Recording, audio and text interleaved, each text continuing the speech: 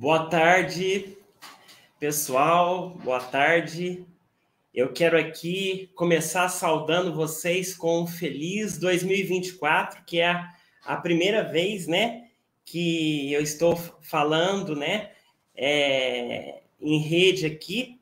Então, eu quero desejar a todos um feliz 2024, em primeiro lugar, para toda a família Ábrada.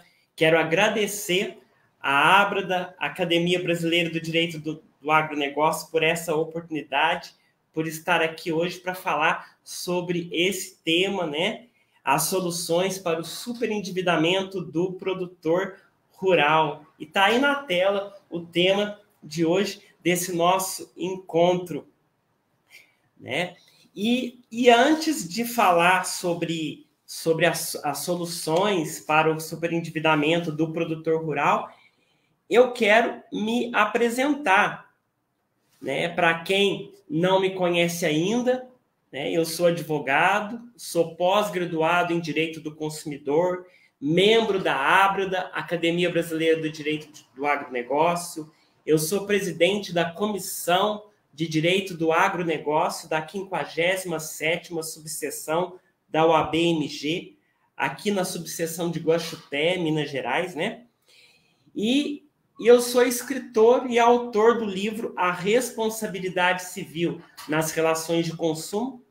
E eu não coloquei aí, mas eu também sou autor do livro O Poder da Semente, um livro de desenvolvimento pessoal, O Poder da Semente Transformando Infertilidade em Plenitude. Inclusive, eu estou até aqui com os meus 2 livros, O Poder da Semente e aqui o meu livro de Direito do Consumidor, A Responsabilidade Civil nas Relações de Consumo. Então é isso. Me apresentei e agora vamos para o tema de hoje, que é as soluções para o superendividamento do produtor rural. Eu quero aqui fazer esse bate-papo. Se você tiver alguma dúvida e tal, eu estou aqui também aberto, né, para esse nosso bate-papo, esse nosso encontro de hoje, falando sobre esse assunto. Olha, é bastante comum o revés financeiro do produtor rural, que ele passa em razão das perdas de safra, da dificuldade de comercializar, né, os seus produtos, problemas no mercado, né, dentre outros fatores. Só que o principal problema do produtor rural, que dá para ele controlar, e muitas vezes ele não controla, né, na maioria das vezes, é a falta de organização nas suas finanças. Porque ele mistura o que é despesa pessoal, cartão de crédito, muitas vezes empréstimo direto que ele faz com a sua atividade agrícola. Há uma mistura das despesas pessoais com as despesas com a produção. E é um drama, né? É um drama por quê? Porque o produtor rural ele é responsável pela segurança alimentar. Ele, como eu falei, ele possui, né, uma empresa, né, a céu aberto, ele tem o risco aí das intempéries climáticas, mas além disso, ele precisa ter organização nas suas finanças. Só que há soluções jurídicas, né, há soluções jurídicas para esses produtores que passam por esse tipo de dificuldade. Então, para que ele consiga, né, sair dessas situações, o produtor rural ele deve ter organização financeira, ele deve saber separar essas despesas pessoais das despesas com os investimentos na sua atividade agrícola, e ele precisa ter o auxílio de um bom contador, de um bom engenheiro agrônomo e, acima de tudo, ter uma boa assessoria jurídica. Eu quero aqui puxar a sardinha para nós aqui, profissionais da Ábrada, que somos advogados, que somos especialistas em direito do agronegócio, né? Que podemos, né, que estamos aí auxiliando, né, os produtores rurais. E eu quero falar sobre a lei do superendividamento. A lei do superendividamento, que é uma lei consumerista, é uma lei que veio acrescentar dispositivos importantíssimos ao Código de Proteção e Defesa do Consumidor. É uma lei que veio regrar aí essa situação, né? Essa situação de superendividamento. O objetivo da lei, né, é tratar, né, o superendividamento e tem regras de prevenção desse superendividamento. Deixa eu passar aqui o slide. A lei do superendividamento, ela foi promulgada, ela entrou em vigor também, melhor dizendo, na data da sua publicação, em 1º de julho de 2021, a Lei 14.181. Então, como eu disse, ela alterou os dispositivos do Código e ela veio trazer novas maneiras de prevenção e tratamento do superendividamento bancário. Agora, você pode estar perguntando, mas o que tem a ver a lei do superendividamento com o produtor rural? Antes de eu responder isso, eu quero falar um pouquinho mais da lei do superendividamento, tá? Antes de falar por que eu defendo que a lei do superendividamento também se aplica ao produtor rural enquanto ele é consumidor e quais as situações que o produtor rural ele é considerado consumidor e ele precisa ser defendido, ele precisa ser protegido pela lei do superendividamento também, que é um instrumento. A lei ela passou a ter repercussão no Brasil e ela apresentou um novo procedimento judicial que pode ser pleiteado pelo consumidor superendividado na tentativa dele solucionar o seu passivo junto aos seus credores. É um processo coletivo, porque o consumidor superendividado, ele vai o quê? Ele vai chamar todos os seus credores para propor um acordo, para falar, olha, eu tô superendividado, eu me configuro como superendividado, eu não consigo, né, com essas dívidas que eu tenho, preservar um mínimo existencial. O mínimo existencial seria aquele montante de valor por mês que aquela pessoa física, porque a lei ela abarca somente o consumidor, pessoa natural, tá? Eu não tenho condições, se eu pagar essa dívida aqui, eu não tenho condições de subsistir, eu não tenho condições de custear a minha alimentação, a minha saúde, o meu vestuário. Então, isso afeta o mínimo existencial. O objetivo da lei, então, é prevenir e tratar o superendividamento como forma de evitar a exclusão social do consumidor pessoa física. Pessoal, eu já atendi produtores rurais que, no mesmo contrato, misturou crédito rural com cartão de crédito, com empréstimo direto, com outros juros que não eram aqueles juros especiais de crédito rural. Então, o que é crédito rural? Porque a lei não abarca o crédito rural, né? O que é crédito rural precisa ficar separado. Por isso que eu disse que o que é da atividade agrícola precisa ficar separado. E o que é da parte de despesa pessoal, de consumo, é uma coisa e o que é crédito rural é outro. O crédito rural tem outra legislação, né? O crédito rural tem outra legislação que vai beneficiar o produtor. O manual de crédito rural vai ser aplicado aos créditos, a questão do crédito rural. Quando o produtor ele está ali devendo para a instituição financeira o crédito rural. Agora, englobar toda a dívida que ele tem com o banco num contrato só, em uma cédula de crédito bancário, não pode. E nós vamos ver isso hoje nesse encontro, tá certo? E o que eu queria também continuar falando, antes de adentrar o conceito de consumidor para falar que abarca o produtor rural, eu queria falar um pouquinho sobre a lei.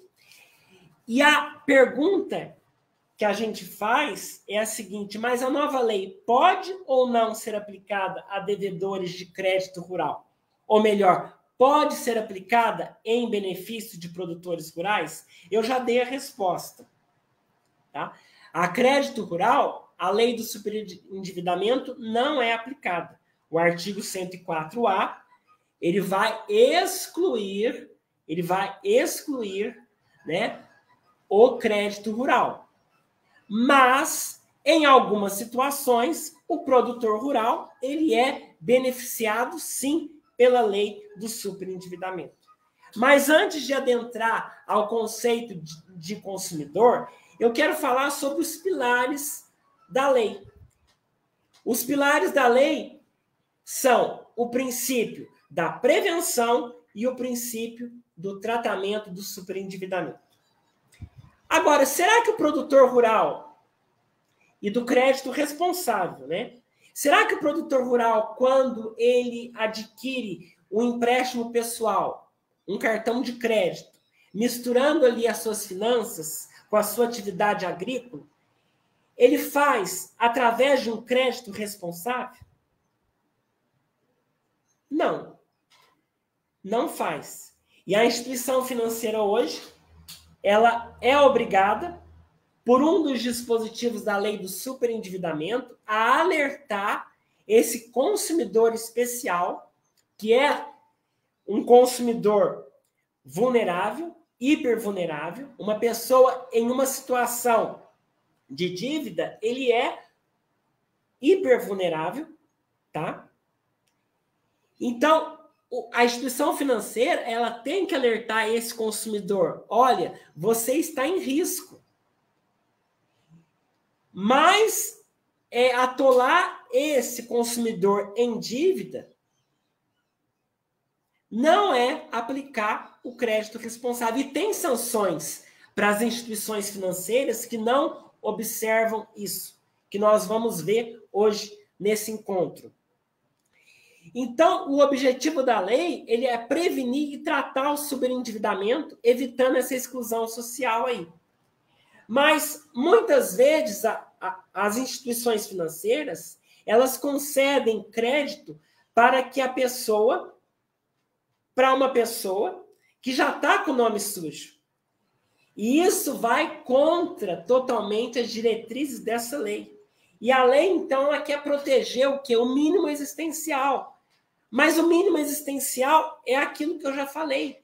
Considera mínimo existencial os rendimentos destinados aos gastos com a subsistência, tá certo? Gastos com a subsistência daquele consumidor e de sua família, porque quando você faz um pedido no processo de superendividamento, você vai colocar os gastos com aquele núcleo familiar. Não é somente com aquela pessoa. Você vai colocar quanto que tem a renda da família e quanto que são os gastos daquela família. Embora, né, seja um devedor só, mas ele vai colocar para provar para o juiz, para o magistrado, a sua situação econômica.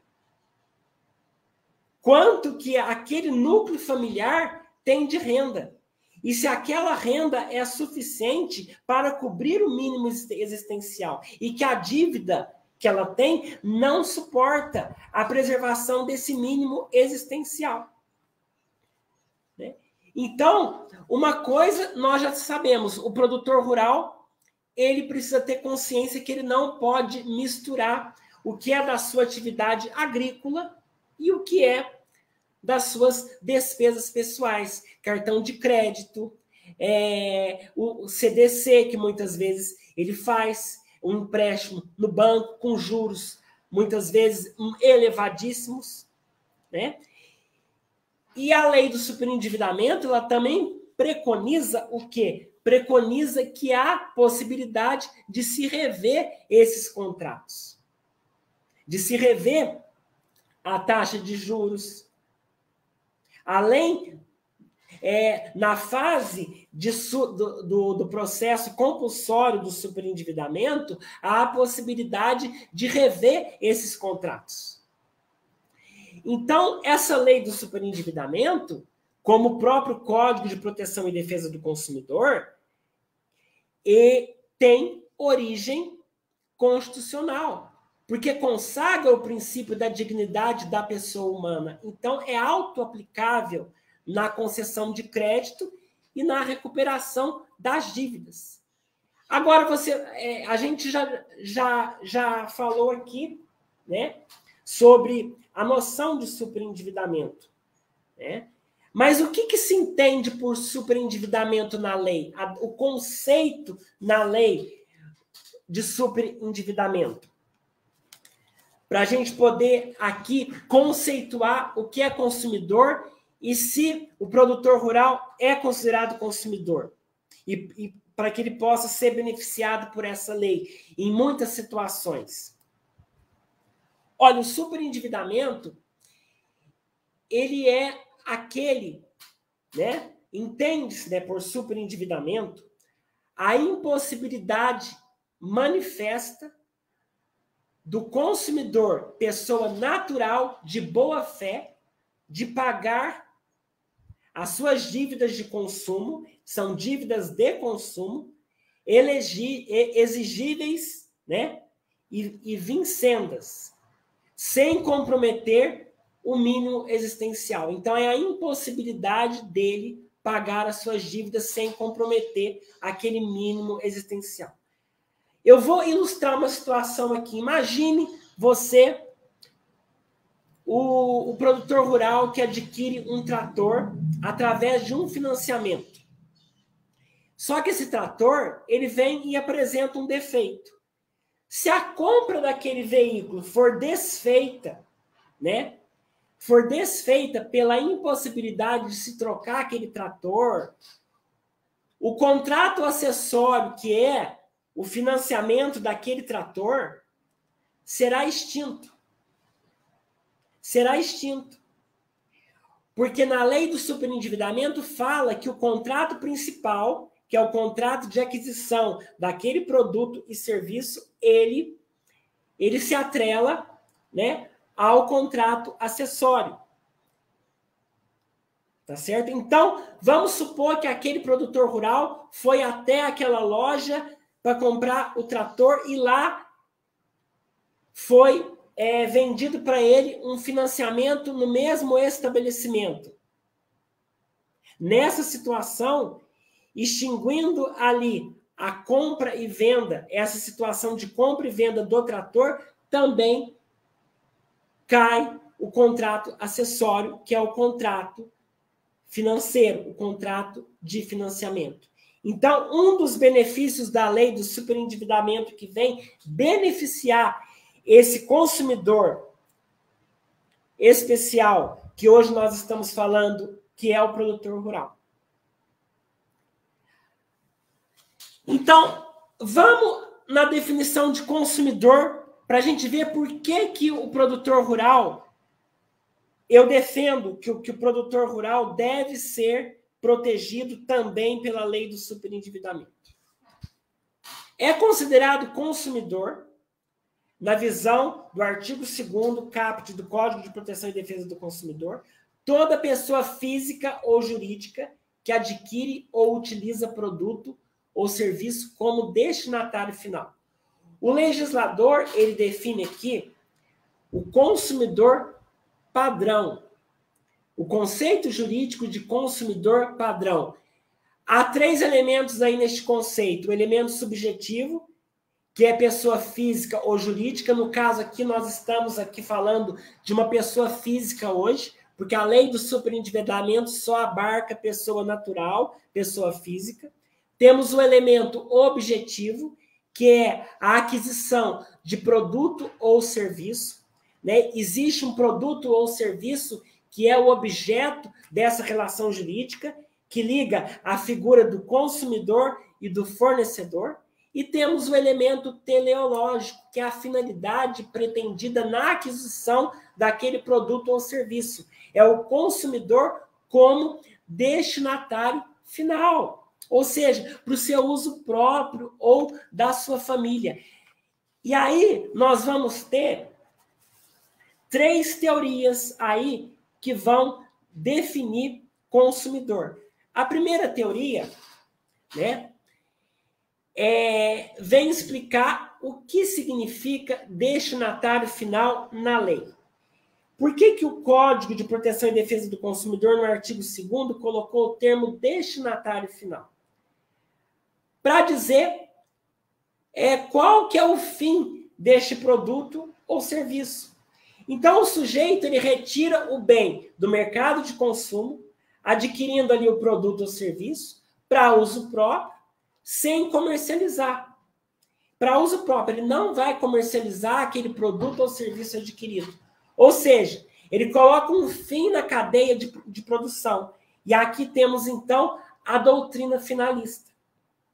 Então, o destinatário final aqui, ele é compreendido para o uso pessoal do produto ou serviço dele ou de sua família. Ele não comercializa o serviço ou produto.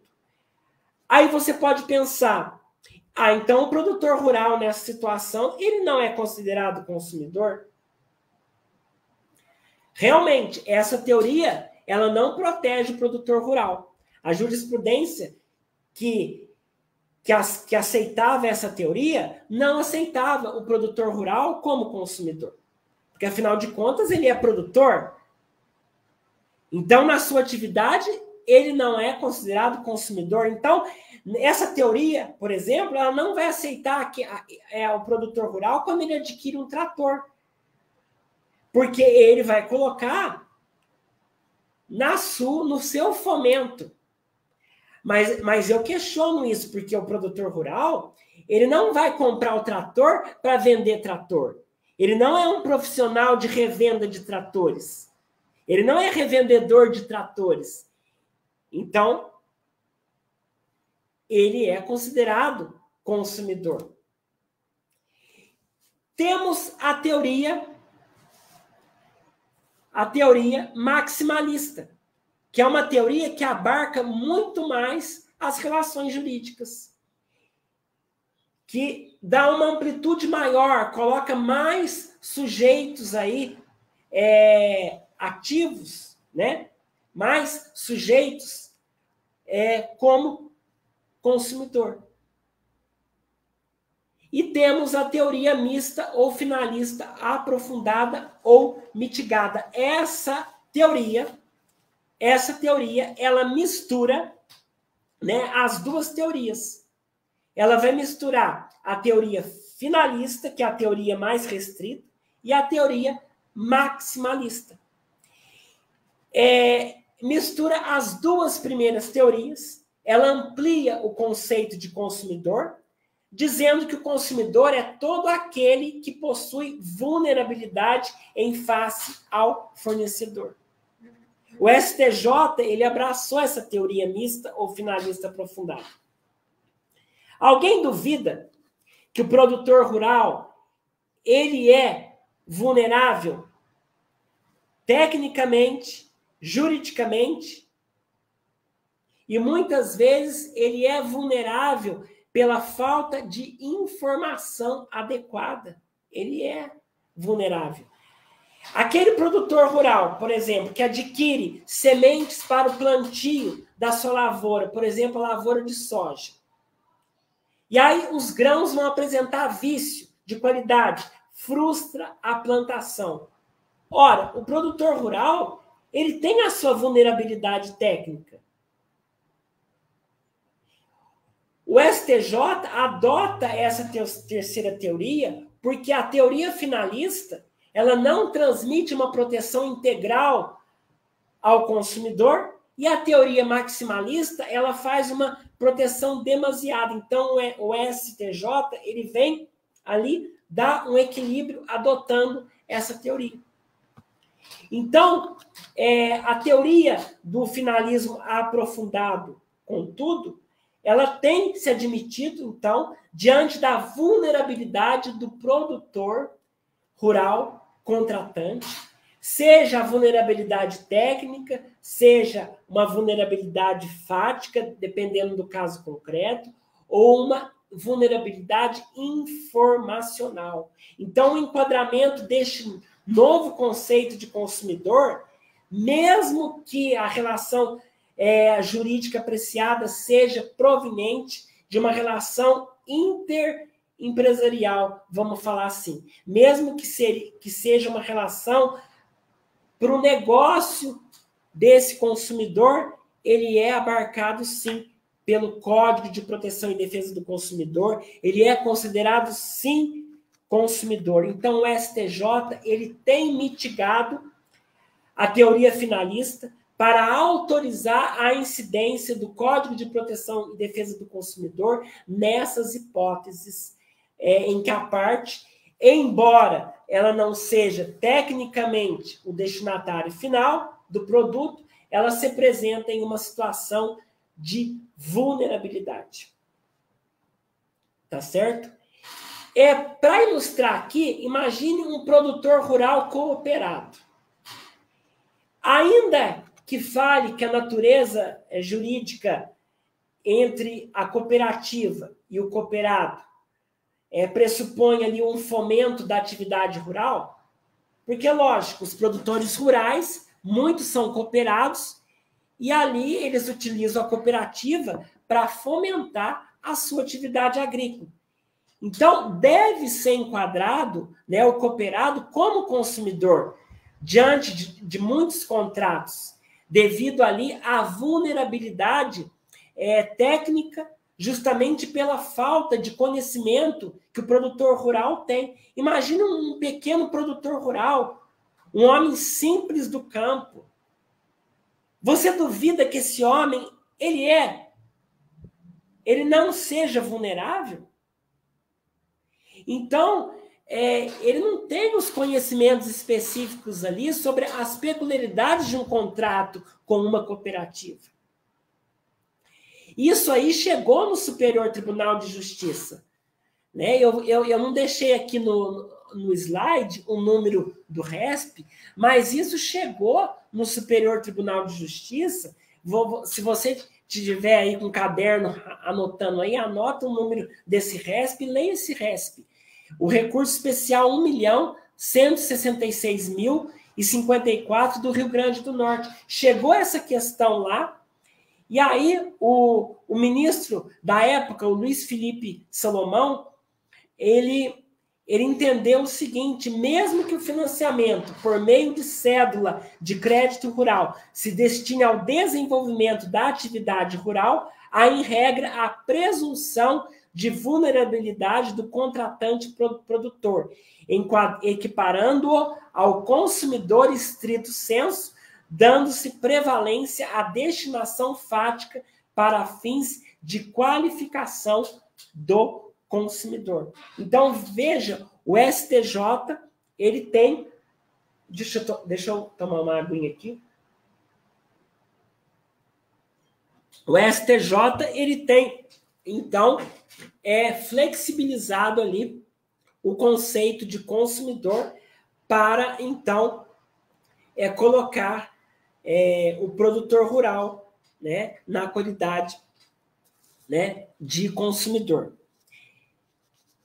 Tá certo? E, então, vamos continuando. Eu quero falar agora, então, para vocês, que o que não é abrangido pela lei do superendividamento, então.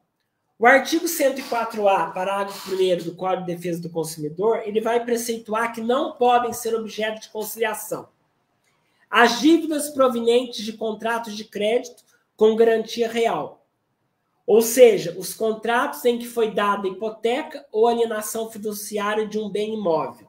Eles não entram na lei do superendividamento. Eu entendo que em algumas situações você pode se beneficiar de alguns dispositivos da lei do superendividamento, mas não colocar um contrato como esse para ser aí a dívida entrar num acordo coletivo com credores. Isso não. Mas alguns dispositivos podem sim ser utilizados para beneficiar em certas situações. Os financiamentos imobiliários, como o financiamento obtido para a compra de uma casa, por exemplo, não entram, e os contratos de crédito rural, como nós falamos. Então, a conclusão que se chega, as dívidas oriundas de crédito rural, como eu já disse, tais como os contratos formalizados em cédulas rurais ou em cédulas de crédito bancário, elas não podem ser objeto do procedimento de conciliação judicial, como os contratos de hipoteca também não podem entrar nesse processo de conciliação judicial previsto na lei do superendividamento, só que alguns dispositivos da lei nós poderemos utilizar.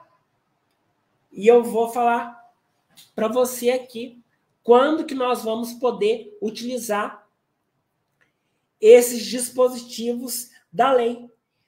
Porque a lei do superendividamento, ela veio trazer, ela veio ampliar as práticas abusivas, que não podem ter, veio trazer as obrigações das instituições financeiras e as sanções, as penalidades, se essas instituições financeiras não cumprir o que essa lei determina. Embora não possa entrar naquele acordo, naquela conciliação, alguns dispositivos podem ser utilizados da lei do superendividamento. A exceção aqui das cédulas de crédito bancário, temos a cédula de crédito bancário que não dispõe sobre a origem de recursos e que não possuem garantia real. Essas cédulas podem entrar na lei do superendividamento. Essas dívidas de cédula de crédito bancário que não tem garantia real e não é crédito rural, né? Porque o crédito rural tem outra legislação especial, você tem que seguir toda aquela legislação e é um assunto à parte de um outro tema, né? Que eu não vou adentrar aqui porque o objetivo não é esse, é outra coisa. Agora, quais as alternativas então para o produtor rural?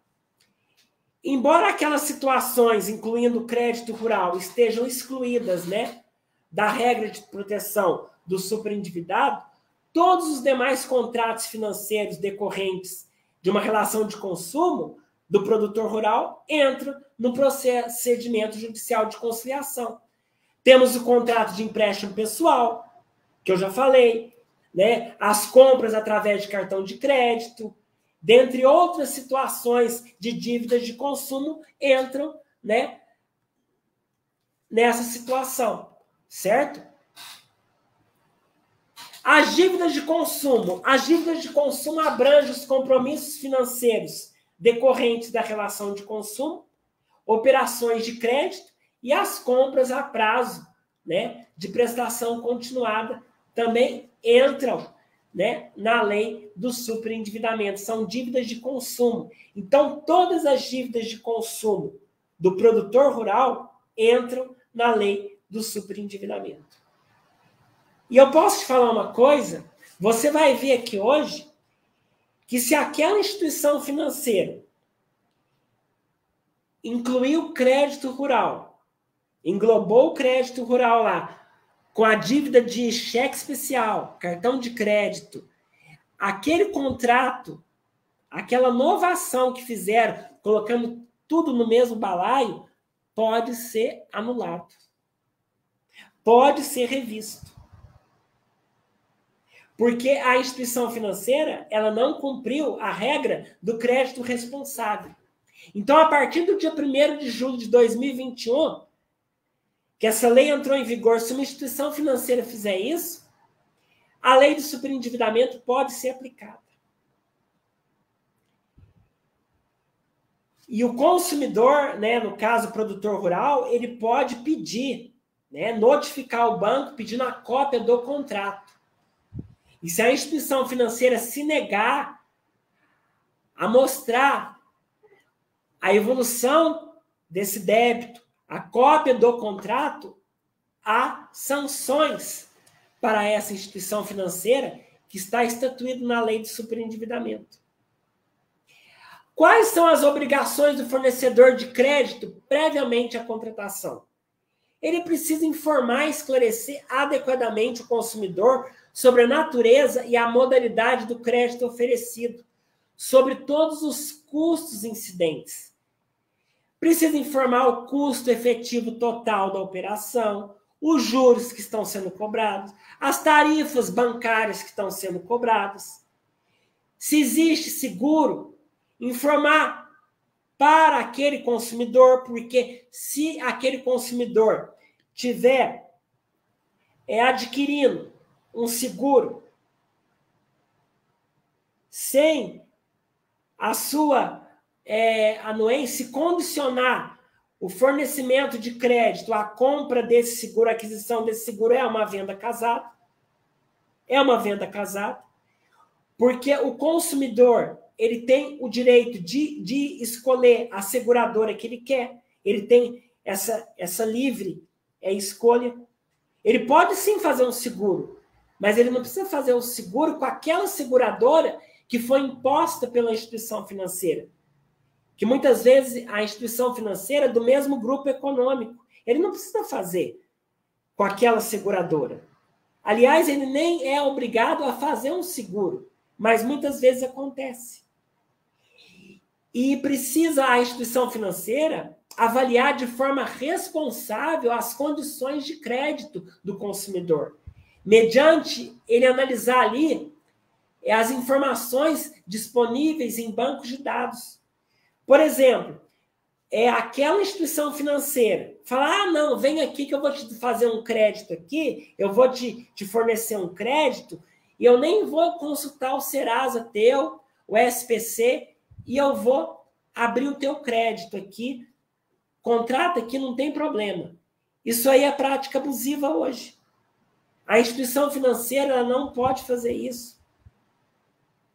E ela é obrigada, como eu disse, a entregar a cópia do contrato e informar a identidade do agente financiador. O agente financiador precisa colocar toda a sua identificação para que aquele consumidor ele possa, né, amanhã ou depois, para querer questionar esse contrato, saber da identificação daquele agente financiador. Tá? E quais as sanções para o descumprimento dessas obrigações? Olha, redução dos juros, dos encargos ou de qualquer acréscimo ao principal da dívida. Então, descumpriu aquilo lá, o produtor rural, na qualidade de consumidor, tem direito de reduzir os juros e os encargos de mora e os acréscimos ao débito principal. A dilação do prazo de pagamento previsto no contrato original, ele vai poder alongar aí o prazo, né, previsto nesse contrato original. Tá? E também outras sanções e indenizações por perdas e danos patrimoniais e morais, né, que o consumidor ele pode pleitear esse seu direito em juízo. Tá? Conclusão, a instituição financeira que não fornece a cópia do contrato pode ter o seu crédito aí reduzido. Ou seja, a dívida do consumidor, ela pode ser reduzida. Ela pode ser reduzida. E eu quero falar sobre os contratos coligados conexos ou interdependentes. Eu falei um pouquinho sobre eles lá no comecinho, quando eu falei do caso do trator com o contrato de financiamento deste trator. Então, o contrato principal de fornecimento do produto ou serviço, vamos supor a compra desse trator, ela pode estar coligada, conexa, interdependente a um contrato acessório de crédito. Certo?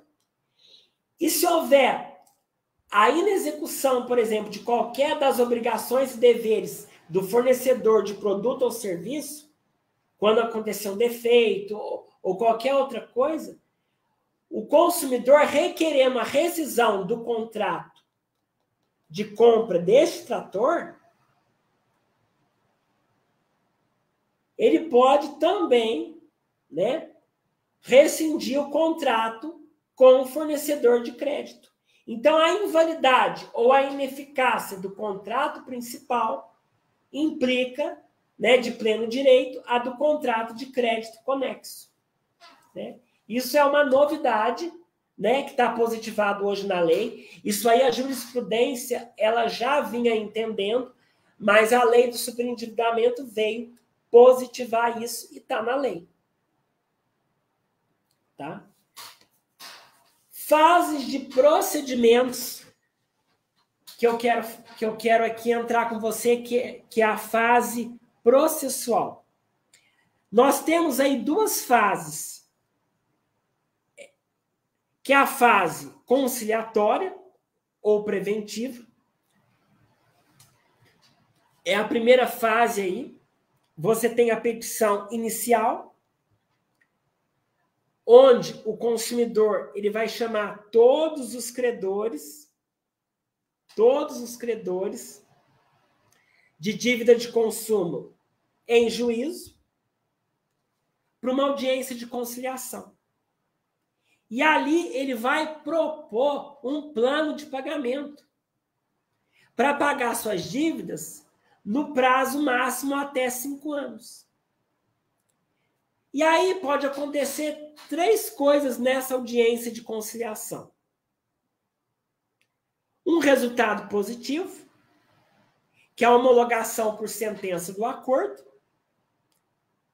Pode acontecer um resultado parcialmente positivo. Alguns credores aceitam o acordo, aí homologam o acordo com esses credores que aceitaram, que aderiram a esse plano de pagamento. E acontece daqueles que não aceitaram, foram na audiência, mas não aceitaram o acordo, o processo de superendividamento. Para instaurar o processo de superendividamento desses credores que não aceitaram, né, a conciliação, que não aderiram aí na fase preventiva. E pode acontecer um resultado total, um resultado totalmente negativo. Aí se instaura, então, um processo, um procedimento de superendividamento. Que aí é um processo litigioso. Tá? É um processo aonde haverá, né, contestação, aonde poderá haver réplica, aonde haverá perícia contábil, né? E aí é um processo complexo. E sendo um processo complexo, não cabe interpor esse processo de superendividamento no juizado especial. Tem que se propor na justiça comum.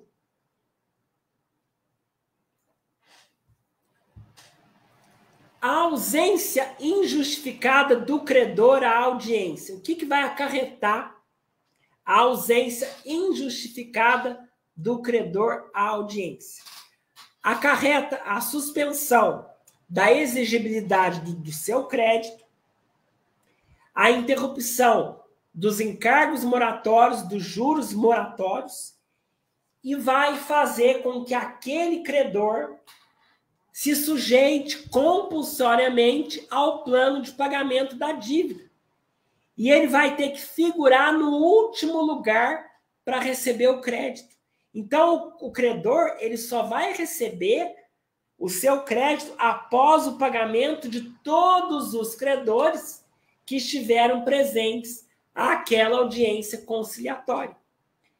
Então, se ele não participou, né, da audiência, ele se ausentou injustificadamente, a consequência é essa para ele. Certo? Agora, na fase judicial, instauramos agora o plano compulsório de superendividamento. Temos novamente a petição inicial, temos a citação agora de todos os credores, né? Esses credores, eles são citados, tá?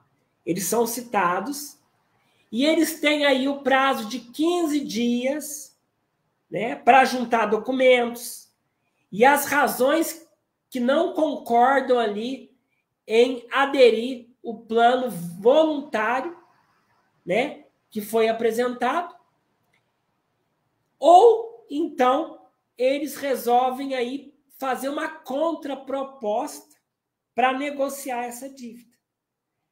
Aí, o devedor, no caso, o consumidor, no caso que nós estamos falando, aquele produtor rural que se atolou em dívida de consumo, porque quis salvar também algumas coisas, né, da propriedade, fez aquela misturança toda.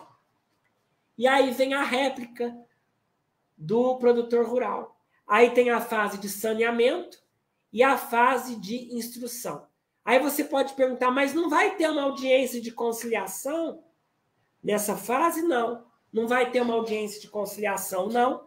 Embora exista um dispositivo no Código de Processo Civil que diz que a qualquer momento o juiz ele pode tentar conciliar as partes, não vai haver uma audiência de conciliação, pois já houve na fase anterior.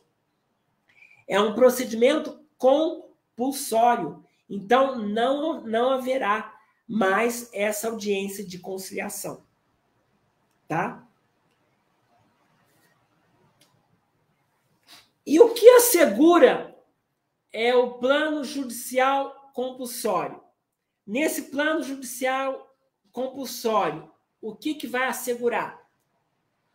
Olha, assegura que todos os credores venham receber o valor principal da dívida mais a correção monetária. Lógico, a correção monetária, ela vem, o próprio nome diz, vai corrigir a defasagem da moeda. Tá? Não tem os juros de mora, mas tem a correção monetária somente, o principal e a correção. E o consumidor, o início do pagamento vai ser em 180 dias contados da homologação judicial. E o pagamento vai ser em parcelas iguais e sucessivas. E esse consumidor deverá prever a quitação total da dívida em até 5 anos, após pagar os credores que aderiram ao plano de pagamento consensual. Então, depois que ele pagar aqueles que aderiram ao plano consensual, o plano de pagamento consensual, aí começa, né, o pagamento daqueles outros credores retardatários, aqueles que foram à audiência, que não foram à audiência, que se ausentaram injustificadamente. Isso é o que está previsto lá no artigo 104b, parágrafo 4º do Código de Proteção e Defesa do Consumidor. E o plano de pagamento? O que deve constar nesse plano de pagamento? A dilação dos prazos de pagamento, a redução dos encargos da dívida, tá? Deixa eu ver aqui se não tem nenhuma pergunta aqui no nosso chat.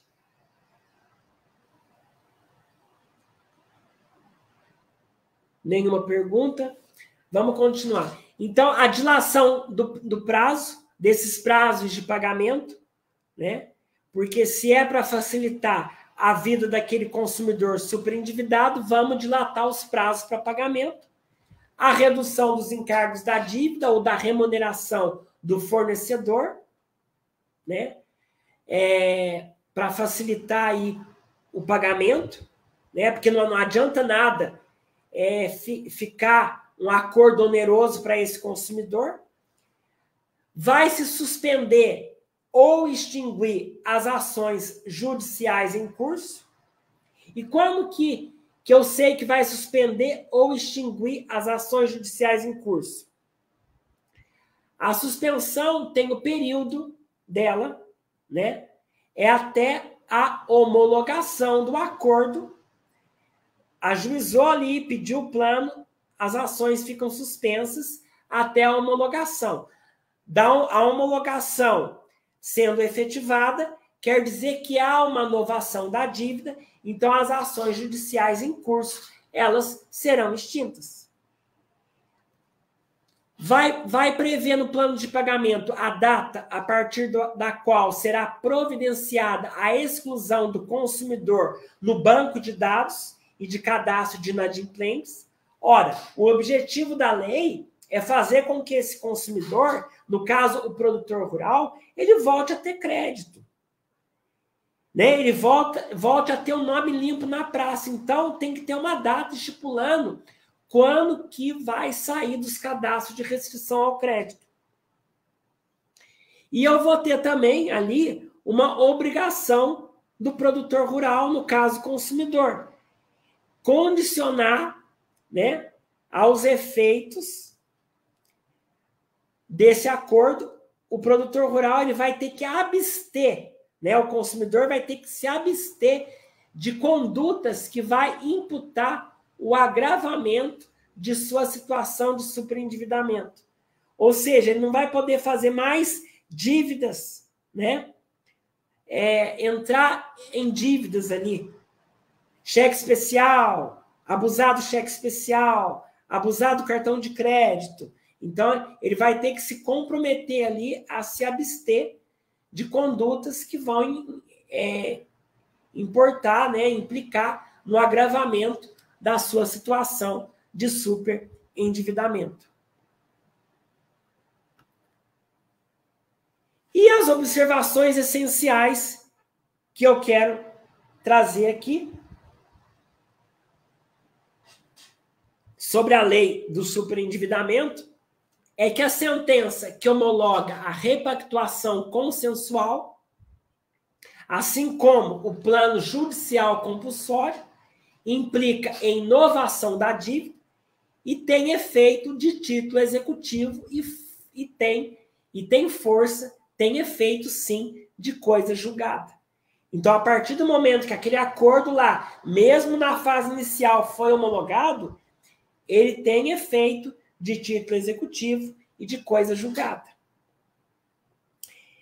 E letra B, eu já comentei, mas eu reforço. A menção da suspensão das ações judiciais em curso refere-se ao período entre a apresentação do plano e a sua homologação.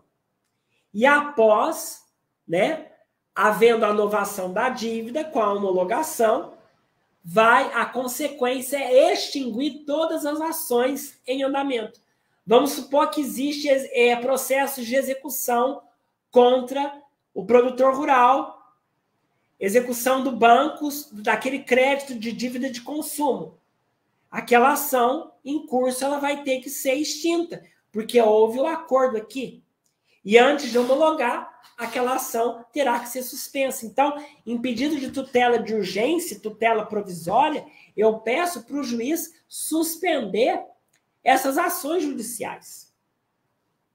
Agora, e se não houver êxito na conciliação em relação a qualquer credores, o juiz, a pedido do consumidor, então, ele vai instaurar o processo de superendividamento para revisão e integração dos contratos. Vamos dizer que nesse processo compulsório aí, não se chegou a ao resultado do acordo. Não chegou. O que vai acontecer? O processo de superendividamento, ele dá o direito do consumidor rever nesse processo, né, os contratos e a repactuação das dívidas remanescentes mediante um plano judicial. E procederá, então, né, a citação de todos os credores cujos créditos não tenham integrado o acordo porventura celebrado. Então, foi exatamente isso que eu falei para reafirmar. Se lá na fase inicial não tiver acordo, o consumidor tanto pode pedir a repactuação das dívidas no processo compulsório, nesse processo de superendividamento, que é um plano judicial compulsório, como ele tem o direito de rever, né, através da petição inicial, ele colocar as irregularidades desse contrato, as tarifas bancárias que são indevidas, ele pode questionar as tarifas bancárias indevidas, ele pode questionar os juros abusivos, os juros remuneratórios abusivos. Se não tiver ali, se não for a média daquilo que o Banco Central autoriza, o consumidor ele pode sim rever os seus contratos de financiamento. E eu incluo aqui o produtor rural em suas dívidas de consumo. Tá certo? Eu quero aqui, né, encerrar a minha exposição. Eu não esgotei totalmente o assunto, tá? Mas, né, esse assunto, né, é muito vasto. Eu quis dar um apanhado geral da lei do superendividamento e as soluções para o produtor rural, né, que eu considero ele, em muitas situações, como consumidor, e ele precisa ser protegido, sim, pela lei do superendividamento, que veio acrescentar dispositivos ao Código de Proteção e Defesa do Consumidor. Veio ali, essa lei veio fortalecer o crédito responsável, veio preservar o mínimo existencial do consumidor, e eu coloco o produtor rural junto, porque ele, antes de ser produtor, ele também é consumidor. Então, proteger o produtor rural e fomentar o desenvolvimento no campo é garantia da segurança alimentar. Eu deixo essa frase para vocês e eu quero agradecer demais a todos vocês que aqui estiveram, né, que vão, né, assistir depois, e desejar novamente a vocês um ano promissor, de muitas conquistas e de muito sucesso, tá? Um grande beijo para todos e lembrando, você que ainda não é associado da Ábreda, se associa. Aqui é uma grande família. A Ábreda é uma grande família. Nós nos sentimos em casa, tá certo? Eu quero agradecer ao Dr. Luiz, à doutora Lohane, que são os fundadores da Ábreda, pelo convite, tá? E até uma próxima oportunidade.